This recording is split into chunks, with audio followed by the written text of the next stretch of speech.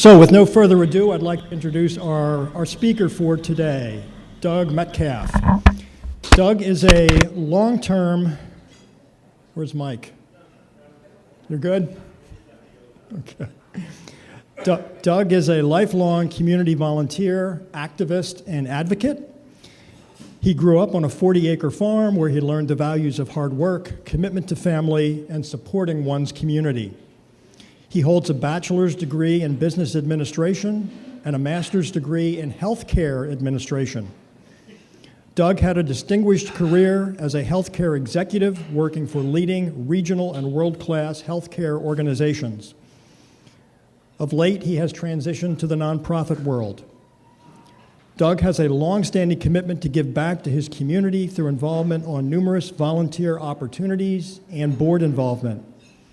He has worked with first-time juvenile offenders, served as a big brother, hosted a Fresh Air Child, and founded and coaches a middle school running club.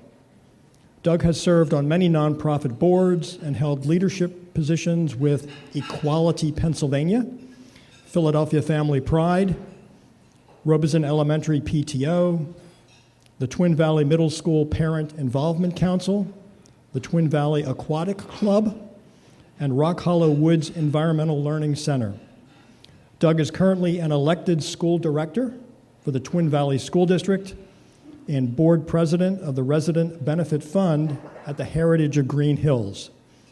He is an avid runner, fitness enthusiast, environmentalist, gentleman farmer, frequent traveler, and amateur photographer. It's with great pleasure that we welcome Doug to present to us today. Thank you.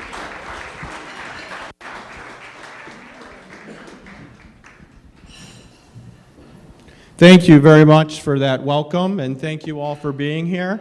I'm going to try to figure out how to make things go. That's a good start. Before I get started, I'm just curious, has anyone in the audience been to Nepal? Okay, so a couple people. Has anyone been in the Himalayas specifically? Okay, a couple people. Good, good. So, like I said, I'm thrilled to be here today to share with you my experience trekking the Himalayas. So the first question I always get when I bring up that I was trekking the Himalayas is, oh, that must have been your bucket list. Was that on your bucket list? Well, it wasn't on my bucket list. Matter of fact, it wasn't even on my radar. But so how did I end up doing this? Well, that comes to the next slide here, my trekking partner. So my trekking partner, Robin, just to give a little background, Robin was our au pair. Robin came from Germany when he was about 19 years old and spent a year living with us and taking care of our 2 young children. We've stayed in, that was like 12 or 13 years ago. We've stayed in touch. We've been to Germany to visit his family. He's been to the U.S. He's done pilot training in the U.S. Long story short, we've stayed in touch. Him and his wife were visiting this summer, and on Robin's bucket list is to climb Mount Everest. That is not anywhere on my list, but it's on his list, and he wanted to do this trek to the Everest Base Camp before he gets involved in trying to climb Mount Everest. His wife wanted no part of it, but also didn't want him to go alone. So while they were visiting in the U.S. this summer, they asked me about it. And I was like, well, tell me more. And so he did, and I did some more research. And from there, I bought some books. I looked into it. He sent me more information and made the decision that this sounds like an interesting, once-in-a-lifetime opportunity, and I should do it. So oops. I went too far, hold on. So preparing. So I didn't have a whole lot of time to prepare. We sort of made this decision in September, and we set dates that we were going the end of October. So there wasn't a whole lot of preparation. Like I said, I did purchase some books. I did a lot of research, a lot of reading, as I normally do. That's the type of person I am. I am pretty physically active, but I did, buy some new gear. I bought a backpack. I threw some weight in it. Did some hikes around French Creek State Park and Blue Marsh and things like that. And bought all of this gear and figured I was ready to go and ready to do it. So, of course, getting from Berks County to Nepal is not the easiest thing in the world to do. So, getting there, I left on Monday, October 24th from Dulles. I flew to Dubai, arrived in Dubai on a Tuesday. Robin and Maureen now live in Dubai, so I flew there to meet him. It also was great because it gave me a couple of days there to sort of break up the jet lag, get myself sort of used to the time zone a little bit. So we had a couple of fun days in Dubai, shopping, having a picnic in the desert, and other things like that. So then we moved on to Kathmandu. So Robin and I left on the 27th from Dubai to Kathmandu. We had an early morning flight. We got in local time, 3 o'clock. It was only an hour and 45-minute difference from Dubai to Kathmandu, so not a huge time zone change. And we got through the airport, luggage, passport control, exchange our money, all of those good things. And we purposely scheduled 2 days in Kathmandu because you have to get a trekking permit and paperwork at the tourist office in Kathmandu. You can't just sort of show up on a mountain. Maybe years ago you could, but now there's a lot of paperwork to be filed and things you need to do. So we just happened to be in Kathmandu while they were having a festival. So there was lots of partying in the streets and firecrackers and lights, and we did some great sightseeing. Honestly, I could talk an hour about Kathmandu. I was enthralled with Kathmandu. On the surface, it's disorganized, chaotic, and dirty, but the soul of Kathmandu is the people, and they are amazing, wonderful people. I would love to get back to Kathmandu if I ever have the opportunity. So, a little bit, just for those that maybe don't know a lot about Nepal, just a little bit at a glance. Currency is the Nepali rupee. While we were there, the exchange rate was $1 to 132 rupees. So I felt like I had monopoly money. I'm dealing in thousands all the time. Language, Nepali, time zone. So basically, if it's 12 noon here, it's 10:45 p.m. in Nepal, except for daylight savings time, because they don't do daylight savings time. And they do have this strange 45-minute, there's a few countries in the world that are not on an even hour, and they're one of them.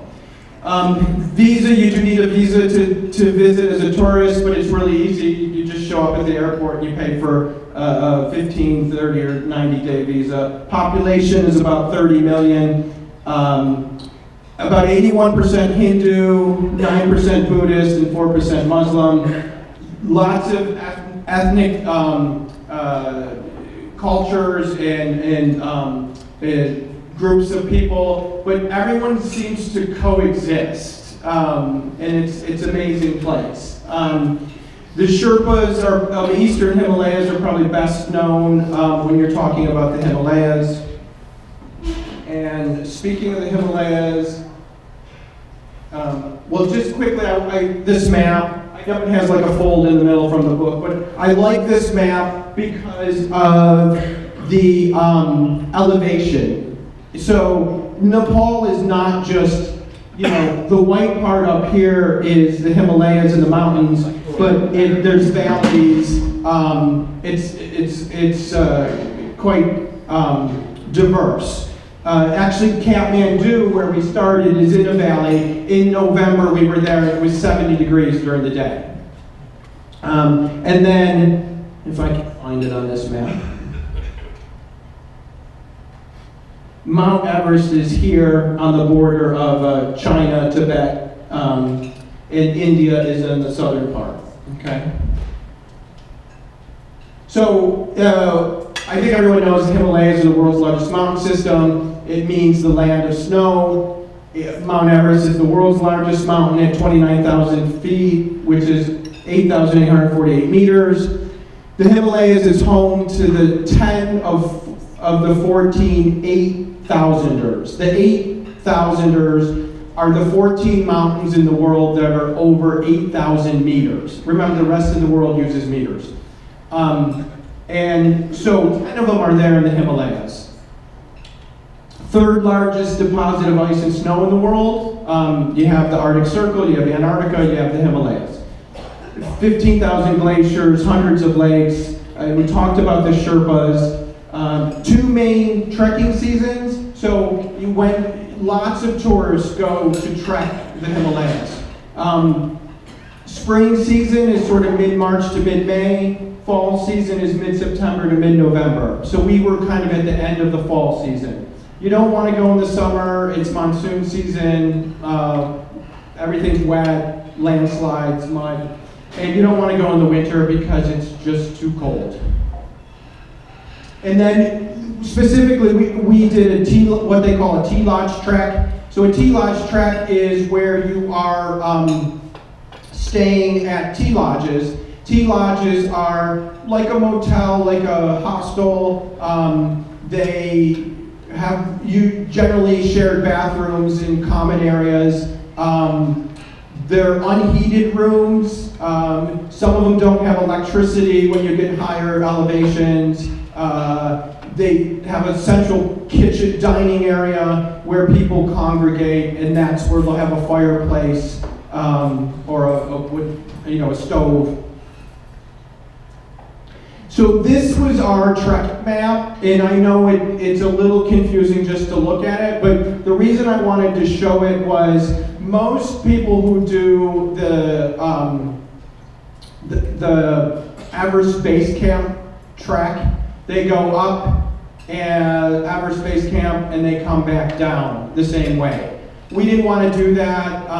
One thing is that when we were doing our planning, I sort of assumed we were going to go with a tour group. And Robin's a very adventurous, independent traveler. And he's like, no, we don't need a tour group. We can go on our own. And I'm like, well, we'll hire a guide or a porter. No, we don't need a guide. We don't need a porter. So we went completely as independent travelers. And our trekking permit that we got in Kathmandu represented that we were independent.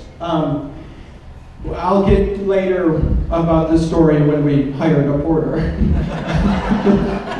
But we started down at the bottom is Lukla. That's where you fly into. Namche is in this area. And then we come up here. Mount Everest is here. This is the Everest Base Camp. And like I said, most people would go back down this way. We took the Chola Pass and went over to Gokyo and then down that way. So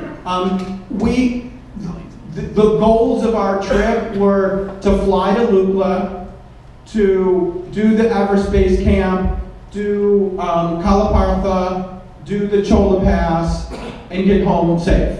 And so that's what we ended up doing. So day one, we left Kathmandu, kind of a chaotic domestic terminal in Kathmandu. We got out safely. The airport in the flight to Lukla is described as a thrilling plane ride to the world's scariest airport. So, and I still signed up for this.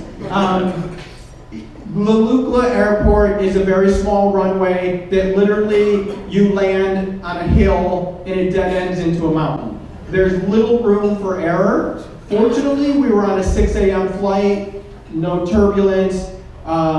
It was a two-prop plane, 18 passengers, a pilot, a co-pilot, and an assistant. That's a picture of the plane window. That's the airport. So we get to Lukla, and you have to remember this whole area that we tracked, there's no roads, okay? There's,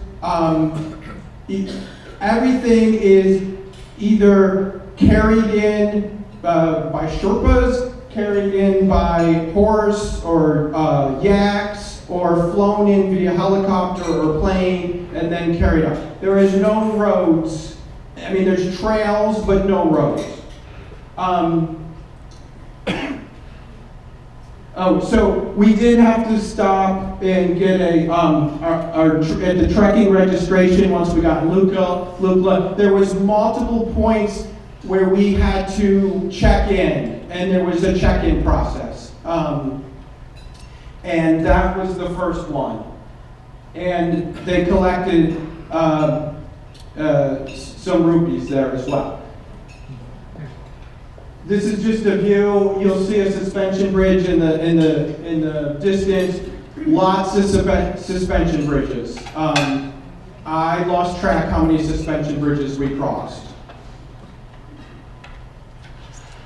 There's a better picture of them. There's a manual. Those are prayers carved into the stone.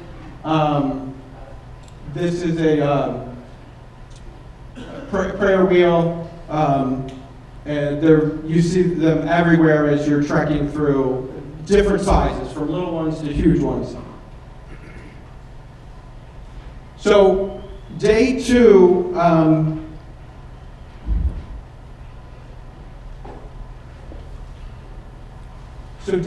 was Manjo to Namche. So our first day we got as far as Manjo.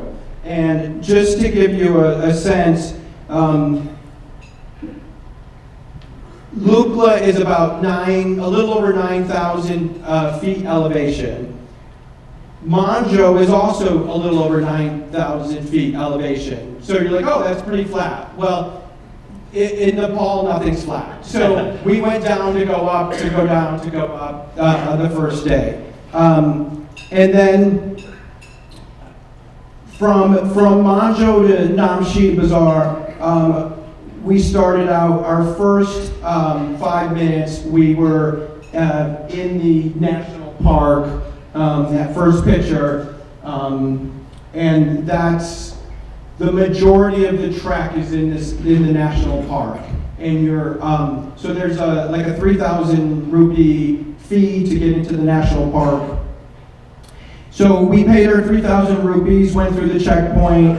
By 11:30 that day, we were in Larchadovin, and that was 9,600 feet. Then by 1 p.m. we stopped, and there was a view of Everest. That's our very first view of Everest is right here through the trees, and that was at 10,000 feet elevation. And when we got to the Namche checkpoint, that was 10,900 feet. And when we finally got to the Panorama Lodge and restaurant where we were staying, that was 11,343 feet. And it took us, pretty much all day until 3 o'clock. And it was about 4 or 5 miles of travel. So again, the suspension bridges, just different pictures. There's a picture of a Sherpa carrying a porter, a Sherpa carrying a load. Lots of prayer flags, directional information. So when we got to Namche was the only place we actually had a reservation. We had a reservation for 2 nights. When we got to Manjo, we did not have a reservation. We ended up finding a place, I went to like 4 different places and we found one that we could stay. We did have a reservation in Namche, and it worked out perfect that we did. So we were there on Halloween. There was a American family that was a guide, and they had their young kids, a 4-year-old and an infant. And so they were having Nepal-Halloween and celebrating. It was really kind of cute.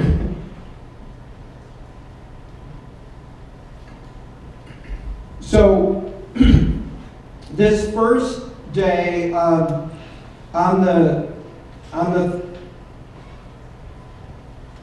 in Namche, the first day was what they call an acclimatization day, acclimatization day. Basically, you have to get used to the elevation. You can't just keep going up at this elevation every day. So the concept is you hike high and sleep low. So unfortunately, my trekking partner, was not feeling well. He had gotten like a chest cold that started in Kathmandu. He spent the day in bed. I did the hike. And this is an amazing, that is yak dung they're drying. They dry the yak dung and then burn it for heat. But there's an amazing museum at 12,000 feet that is focused on upcycling and dealing with the trash and the garbage from all of the Himalayas and how to deal with that. And there was a visiting artist from Canada creating art out of trash. That was really kind of neat. This was a view. I went up past Namche, and that's Namche from above.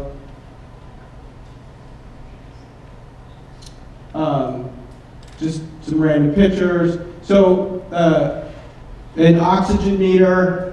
Most of the lodges will have an oxygen meter. High altitude sickness is a real concern. And we did take medication preventatively. We started it the last day we were in Kathmandu, and I do think it helped. Robin's illness wasn't really related to high altitude as much as it was just like a chest cold. So that definitely helped.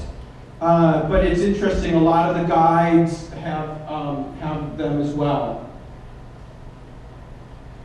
So day 4 turned out to be an unplanned day, again in Namche, because Robin didn't get up. He didn't get out to do his hike.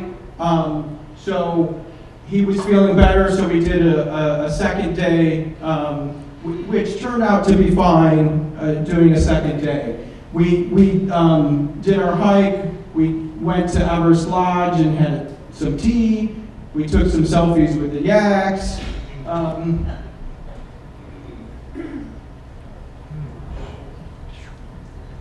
The views are breathtaking. Every 10 steps, I wanted to stop and take a picture. So there we are at the museum there, and headed into the lodge, or the Everest Lodge for tea.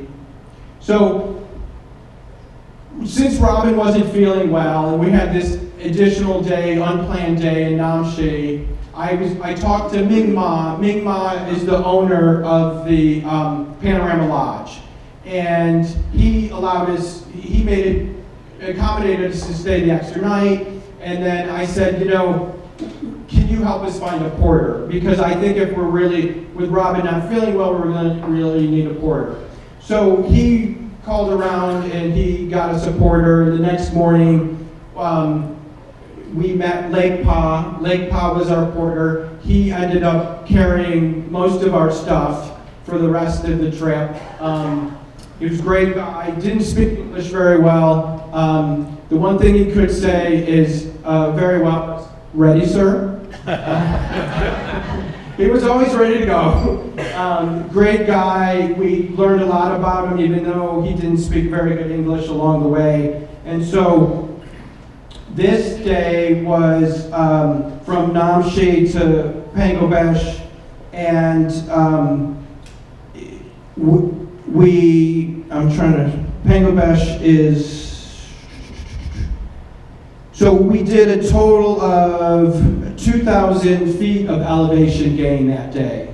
So again, a lot of up and down, but mostly up. And this is along the way. You can see how busy the trails can be. There's a lot of tourists doing this.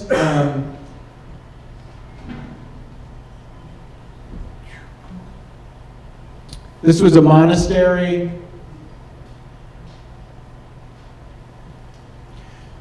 So we got to Pengabesh, like I said, on that night. We spent the night there, and then the next day was to get us to Parashi.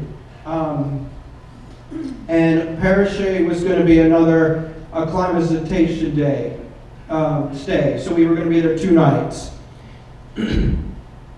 So most of the trek from Pangashe, when we started, was along a very narrow, steep edge with a big drop-off, kind of like something you would expect a mountain goat to use. So that was, a bit challenging. And we were then at an elevation of over 13,000 feet for lunch. And when we arrived at the Himalaya Lodge in Parashi, we were 13,955 feet in elevation. So, just some pictures through here. They use this to heat water. That's like a kettle and like a solar. Above Parashi, there's no electric. Once you get to Parashi, there's no electricity. They use solar and they turn on some lights at night.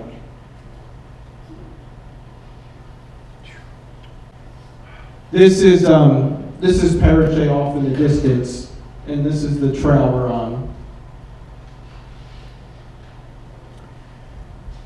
So Friday was our 7th day of trekking. Another day of trying to hike high, sleep low. The owner of the lodge here was drying incense.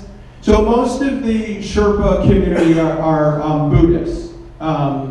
And so they use a lot of incense, and so he was drying his. We did our hike. There is a field, like a little medical station in this town. So again, you can just see the views and the vastness. And if you notice, as we go up in elevation, the topography changes, the greenery changes, there's less vegetation, and it gets colder, much colder. It was probably about a high of 38 degrees that day, 24 overnight. And then when we left on Saturday to go from Parashi to Lubushe, we got up at 6:30 in the morning and my curtains were frozen to the window. So we headed down, got breakfast. We left the lodge about 8:30. The first part was very flat, sort of that first picture. Very flat, very barren. There was several helicopter pads along the way, sort of made out of stone when we started. But then it got steep very quickly. And we ended up going up through, up through the Everest Memorial, and that was amazing. I'll show you some pictures of that. So this is on our way. As you can see, very flat. There's a helicopter in that first picture, and then it got steep quick. Some rickety bridges to get across. Some amazing views. You can see the people down here at the bottom to give you a sense of scale. So the Everest Memorial is, there are all of these amazing monuments to individuals that have died trying to climb Mount Everest. There's people from all around the world. There's someone from Texas. of people from China, local Sherpas. And so we spend a lot of time sort of up there. It's sort of there's a lot of prayer flags. It's sort of a very calming place to sort of relax and hang out and take in all of this. So when we got to Lubushe, we went about 5.5 miles that day with about 2,000 feet elevation gain. And at this point, we are at a higher elevation than any mountain in the lower 48 states. So if you take Alaska out of the picture, we're at an elevation higher than any place in the United States. So then we headed to, from Lubushe to Gorshep to EBC, Everest Base Camp. Now at Everest Base Camp, there's no lodge, there's no place to stay. So you have to go all the way out and back in a day. So when we woke up that morning, it was 20 degrees out. We left about 8:15 in the morning. It was 16,700 feet when we stopped. Very windy, but sunny. We had to cross the Sharinga Glacier, and it's not an ice glacier necessarily. It's mostly like rocks, and it's very cumbersome, big boulders. And then we got to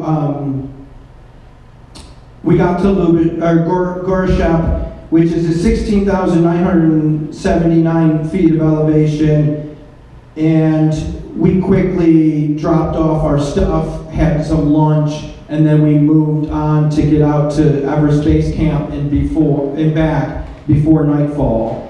And so we got to Everest Base Camp about 1:20 in the afternoon. It's 17,200 feet. And then we got back in time to Gorshep to have dinner and to relax. So this picture, I'm pointing at Everest. Everest is the mountain in the background there. It looks smaller, but it's just because it's in the background. This is us at Everest Base Camp. Now, if we would have done this in the spring, Everest Base Camp would have had tents and all kinds of mountaineers that are going to try and climb Mount Everest, and the Sherpas. We found out Lake Pa, our porter, actually spends 3 months a year at Everest Base Camp, and he's a cook, and he cooks for all the staff, or all the people. So this was on our way up. You can see how rough the terrain is to hike. These are on our way to Everest Base Camp. This is sort of a frozen glacier area. And then this is a picture from a distance of the Everest Base Camp. That's the rock that everyone stands on and gets their picture taken that you saw in my previous photo. You actually don't get a good view of Mount Everest from the Everest Base Camp. There's not a good view there. It's just a staging area. And then people that climb Mount Everest, there's like 4 additional camps as they go up to get to the top. So the 10th day was Kalapartha to Gorshep to Dongala. So Kalapartha was, I think, the event I was most anxious about.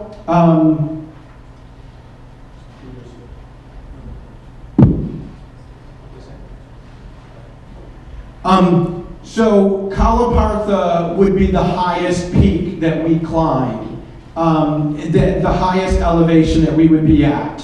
So we, of course, wanted to summit Kalapartha, and it's not a summit that you need like mountaineering ropes. It's really just a hike. But we got up at 3 in the morning, put on our headlamps, It was 20 degrees out, and we did this because we wanted to be at the top of Kalapartha to watch the sunrise over Mount Everest, or from behind Mount Everest. It was really beautiful. One of the most beautiful and amazing things I've ever done. So walking up in the middle of the night, cold, I was like, why am I doing this? Once the sun came up, it was worth it. So once we got up to Kalapartha, and then we came back down, we turned around in the daylight and kind of looked up there, and it just kind of looks like a hill compared to everything else around you in the Himalayas. But that elevation, if that elevation was in North America, it would be the third highest mountain in all of North America. So we were over 18,000 feet in elevation. It was truly amazing. This is the Mount Everest. So this is Everest here. Everest is darker, it's always a little darker, and there's generally a cloud behind it. That's how you know it's Everest. So that picture was as the sun started to rise. This was a little later. As the sun came up more, it turned more blue. The colors went blue. That's at the top of Kalapartha, lots of prayer flags. And then this is on our way. We went back down, and then we went from Goreshep to Delongla, and that was a pretty long, slow climb on our way to. I think I skipped through something.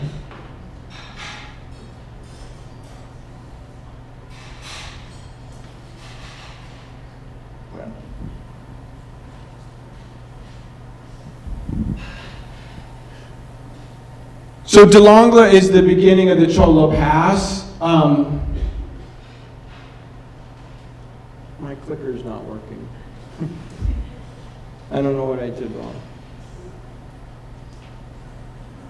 Okay.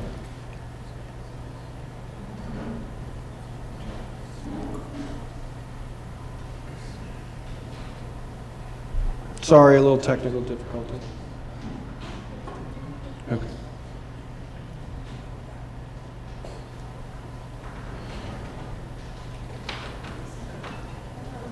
So the Chola Pass was very, very challenging. And we crossed two glaciers. One of them was completely frozen, and we had to climb up like a 2-story embankment to get on the glacier. And coming down, getting up and down was some of the steepest terrain I've ever gone through. So this is all on the way to the Chola Pass. This is actually the glacier that we were on. And you can see down here, there's actually cables to help you climb up it. So once we got through that glacier, then we went on, and then we came to the next glacier, which looks like this, like a giant quarry. It took us an hour and a half to traverse this giant quarry. There was literally rock slides happening around us. There was frozen glacier and ice at the bottom, and it was up and down for an hour and a half on very unsteady terrain. Here on this picture on the right, that's me as I just had come out of there.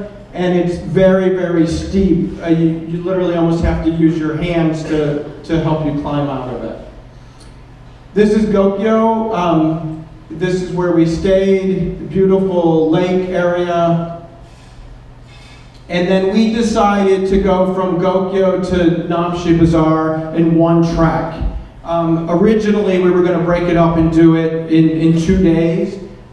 We had kind of gotten to the point that we felt like we had done what we wanted, seen what we wanted, and it was time to head back. So we did a very, very long day in trek back to Namche Bazaar.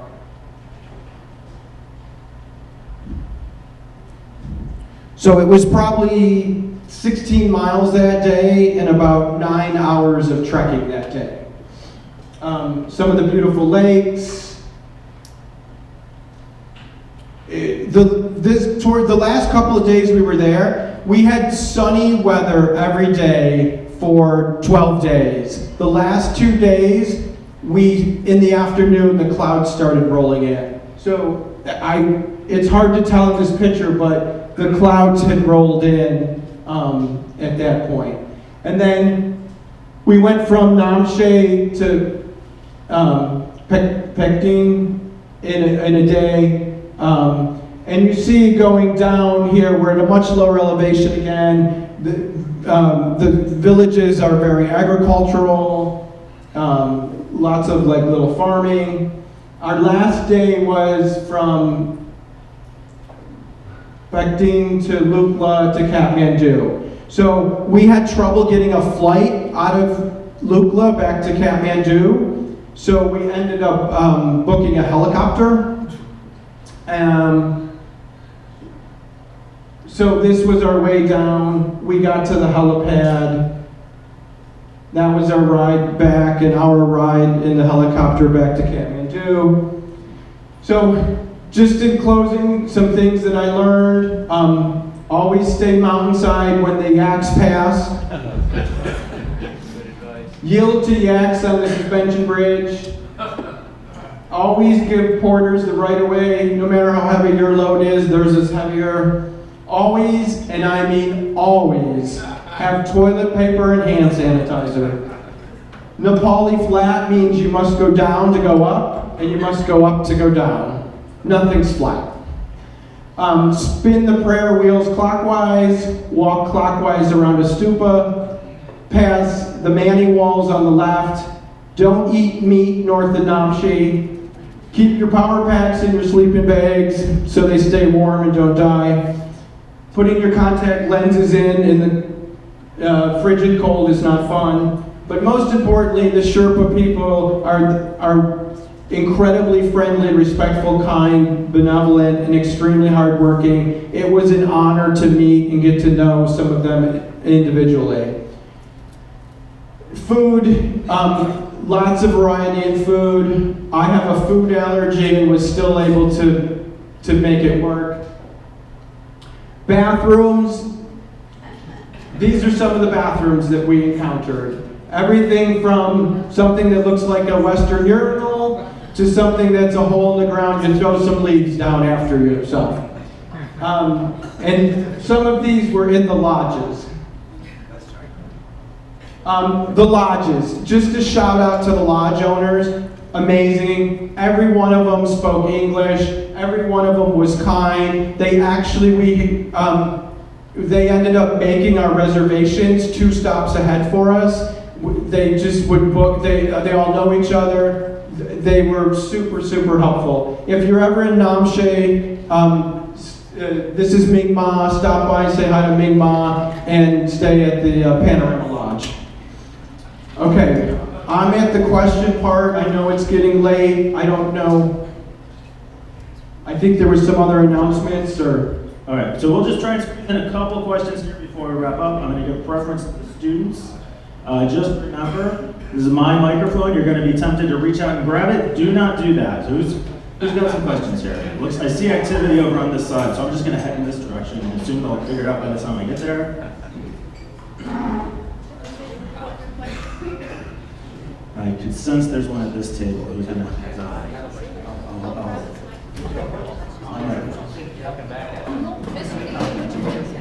Sorry, I was going to ask you, you've traveled a lot, and I was recently over this past summer in Machu Picchu in the Andes. What would the difference be between climbing, I was looking at that, wondering the terrain difference between, say, the Andes and the Himalayas. Would you know the difference with your hiking? Because you're probably more of a hiker than I am. Just looking at them to train and so forth. So, I think, the big difference is the altitude in the Himalayas. You're not going to find that level of altitude pretty much anywhere else for an extended period of time. So you really need to do your research and plan for it. We did see people that had trouble with high altitude sickness, and they had to turn around and leave and go down. We did take medicine in advance to prevent that, and I think it worked. It's basically like a diuretic, but it seemed to work for us. And staying on this side of the room.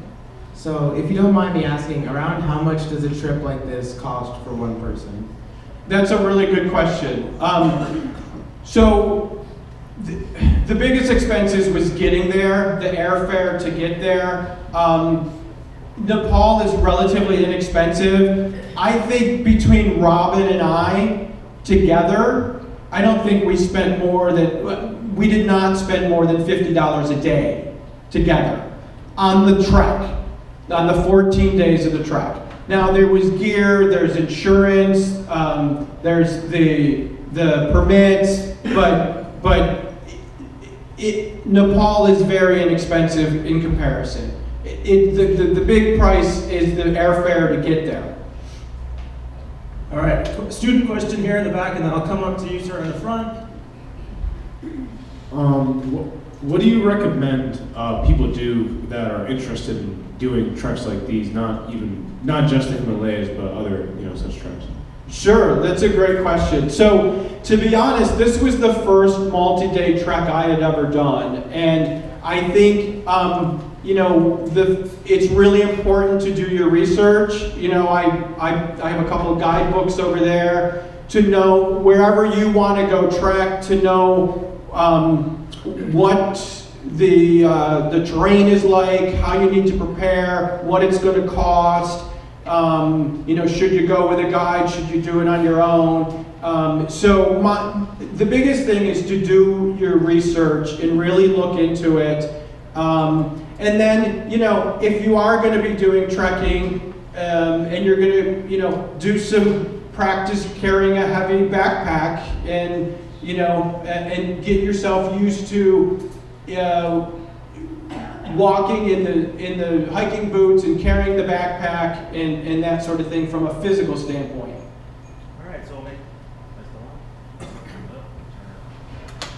We'll make this my last question, and then bring David Pete back on stage. Here we go.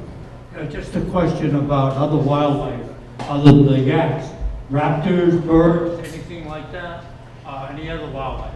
That's a really good question. We saw signs in the national park about wildlife and protecting wildlife. We did not see a lot of wildlife. We saw some birds, smaller birds, but we did not see much wildlife at all. We saw the domestic, yaks and the horses that they use, but really not much wildlife. I thought we would see more.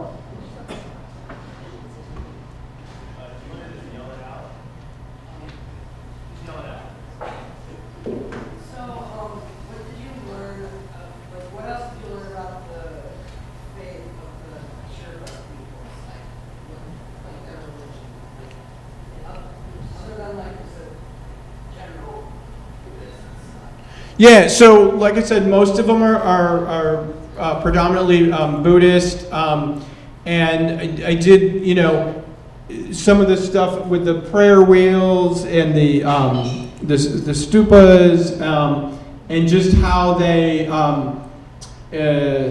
sort of lead their everyday life.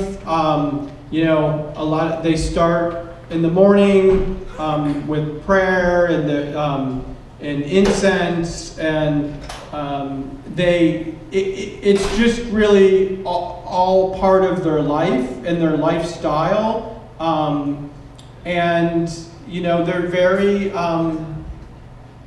benevolent people. They're just it's really amazing, and they're very open to sharing about their community. I learned a little bit about some of their weddings, and things like that.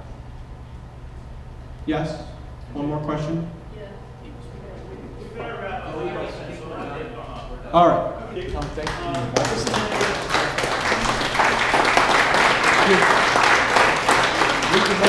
Thank you.